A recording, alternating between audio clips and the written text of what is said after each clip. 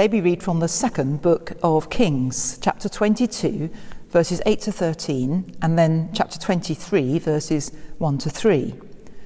Or you could read all the bit in between if you've got time. It's a good story. You know that saying, ignorance of the law is no excuse. It's a legal principle properly expressed in Latin, which means that we can't get out of breaking the law by saying we didn't know what the law was. Of course, it has to be reasonably possible for us to know what the law says. The principle goes back to Leviticus, actually, and it still holds true today. And in our passage today from 2 Kings, it is assumed behind the story. The king in the story is Josiah, a reforming king and a goodie, as reported in Scripture. According to the story, Josiah instigated a thorough refurbishment of the temple, a clearing out and a repairing. This entailed having a good turnout, as often happens, and stuff would have been found behind other stuff, as things do accumulate. So Hilkiah, the high priest, found a book, a scroll it would have been, a book of the law. We think it might perhaps have been what we now call Deuteronomy, or part of it. Shaphan, the secretary, read it. Perhaps Hilkiah couldn't read, and told the king what it said. Josiah was horrified, because he immediately realised that the people were not keeping the law of the Lord as written in this book. So he tore his clothes and repented before the Lord for all the things that they had unknowingly been doing wrong.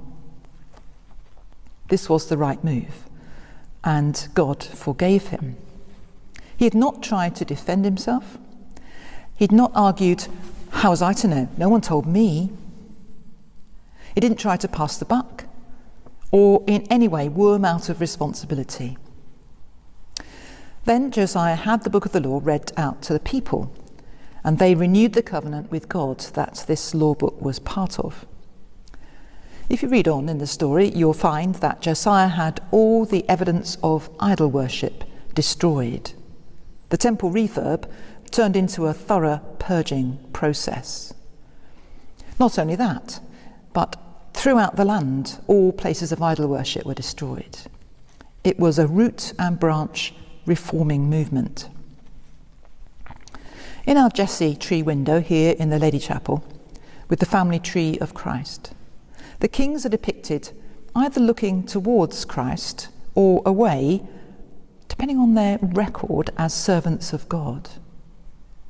So Solomon, for example, looks up confidently, holding out a model of the temple that he built in Jerusalem for the worship of God. Definitely a goodie then. Josiah too finds approval. He is not afraid to look Jesus in the face. Others look away, their record or their conscience less clear. Sometimes people ask, what of the eternal destiny of those who never heard the gospel, who might have followed another faith or none at all? How does our legal principle relate to this? Could one say that ignorance of the gospel is no excuse?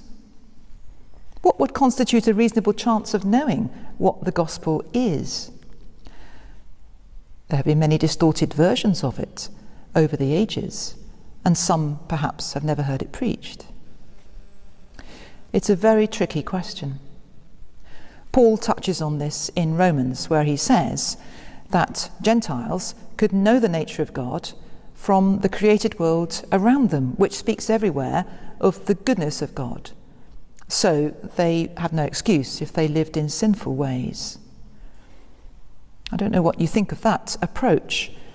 I wonder whether it's altogether fair.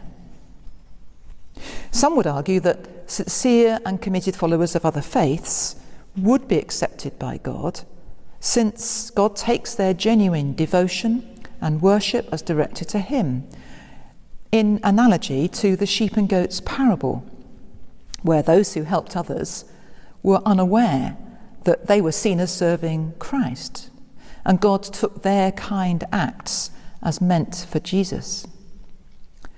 I like the analogy, but this is highly controversial. I'm going to leave you to think about it, with one parting reminder that Jesus told us, "Judge not, that you be not judged."